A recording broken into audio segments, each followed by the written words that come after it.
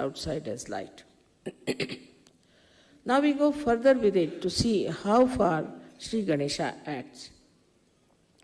As I said, in the subtlest of subtlest he exists, but you have to awaken him.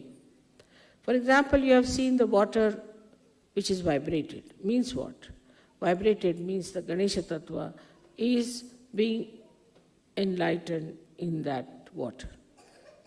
So when that water goes into your stomach or into your eyes or wherever you want to put it, it acts. Acts in a way that it excites Isha Ganesha Tattva into anything that you put it. Now you have seen we have got miracles of agriculture to begin with. Miracles of agriculture is such that people are amazed. But it's very simple. Once you start exciting the Ganesh principle into the seed, it becomes 10 times, sometimes 100 times. Even the Mother Earth, which we think to be something dead, can be vibrated. Supposing you Sahaja-yogis walk bare feet on the ground, the Mother Earth gets vibrated. Such Mother Earth will act on the trees, on the grass, on the flowers, on everything. As it is, the Sahaja-yogis have been telling me that in their ashrams, all the flowers that grow are out of size and very fragrant. Like daisies never had fragrance in London or in England, never.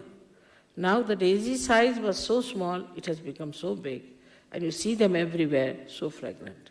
And it is a miracle the first time when I told somebody that the daisies have fragrance, they couldn't believe it. And when they saw the fragrance, they were surprised. In the same way, Ganesha Tattva understands things, organizes, works out. If it is awakened, if it is not, it is sleeping, then it does not. So it acts, it works out. Like a little seed when it sprouts, at the tip of the seed, there is a little cell which has got the Ganesh Tattva which is being awakened. So it knows how to go down, how to go around the stone, and how to embed itself, and how to reach the source of water.